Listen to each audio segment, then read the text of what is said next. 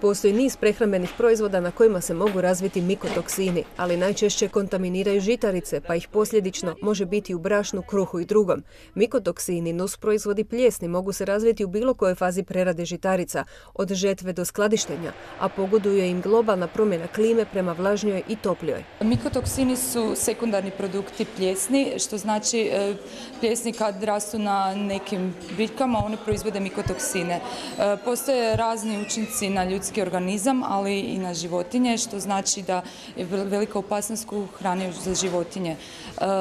Neki mikotoksini djeluju akutno, to jest uzrokuju akutne probleme toksičnosti, dok drugi mikotoksini mogu se nakupljati u organizmu, te čak neki od najopasnijih mogu djelovati i kancerogeno. Zbog toga su mikotoksini dvostruka prijetnja. Zbog prinosa, dakle, ali poglavito zbog zdravlja ljudi. Više zbog zdravlja ljudi. Gubici u prinosu su, po nekom mom osobnom mišljenju, manji, ali više bi bio problem zdravlja ljudi. U Hrvatskoj se kontroliraju samo regulirani mikotoksini. Kako bi provjerili njihovu pojavnost na hrvatskim žitaricama, stručnjaci osječkog PTF-a odlučili su se za povijesno istraživanje pojavnosti svih mikotoksina, ne samo reguliranih na ovogodišnjem urodu žitarica. Od 13 mikotoksina koji su regulirani u Hrvatskoj, mi smo našli nekih 120 je bilo sveukupno mikotoksina, ali svi su bili u vrlo niskim koncentracijama, tako da nema mjesta panice. Kako bi se vrednovali kvalitetu, odnosno potrebitost ovakvog istraživanja?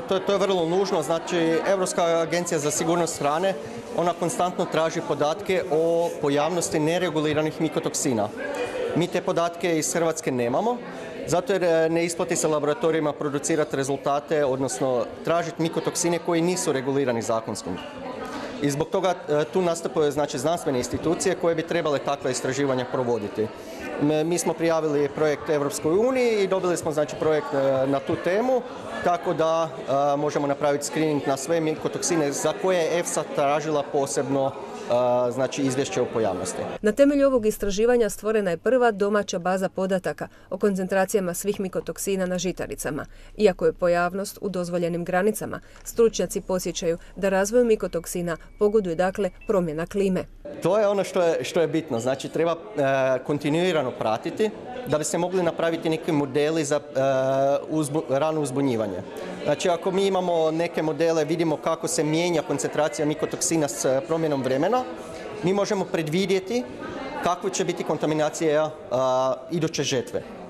I zato bi bilo vrlo dobro da se nastavi ovo. Znači, mi smo napravili sad jedan temelj, napravili smo bazu podataka iz koje onda možemo dalje naknadno raditi, koju možemo razvijati i napraviti modele za predviđanje. Tako se mogu pravovremeno obaviti tretiranja protiv mikotoksina. A metode u borbi protiv plijesni ako se klima počne mijenjati? Znači, dobra kontrola. Znači, moramo smanjiti stres biljaka. Ukoliko su biljke pod stresom, plijesni normalno žive na biljkama i njih ne možete izbjeći. To su normalna mikroflora na polju. Ono što možemo napraviti to je da smanjimo stres biljke. Biljka će onda manje proizvoditi oksidativnog stresa i manje će pobuđivati nastanak mikotoksina. Znači, stres biljke je bilo stres izazvan sušom, bilo stres izazvan kukcima koji nagrizaju biljke. I onda znači, ako redovito navodnjavamo ili ako tretiramo sa pesticidima, onda ćemo smanjiti mikotoksine. Ne znamo što mi imamo u polju i na solu, kako ćemo znači što uvozimo? Ne, znači ovi koji nisu regulirani, niko vas ne tjera da te mikotoksine pratite. Znači, to je sve na dobrovoljnoj bazi. Ono što se redovito vrši, to je monitoring reguliranih mikotoksina, a ti mikotoksini koji su regulirani, oni su puno poznati i poznati je toksičnost njihova. I zato onda mislim da relativno imamo sigurnu hranu i to možemo uvijek provjeriti. Znači, ima nekoliko europskih portala koje prate mikotoksine i ostale kontaminante kod prelaska granice i tamo možemo vidjeti da je Hrvatska relativno sigurna što se tog tiče. Na PTF-u su ponosni na ovaj projekt financiran iz europskih fondova. i ovaj projekt je još jedanput pokazao koliko su bitni ljudi. Naime, Prehrambeno-tehnološki fakultet je osigurao osnovne uvjete za ovaj projekt i okupio tim kojeg je voditelj profesor Klapec i suradnik kolega Šarkanj.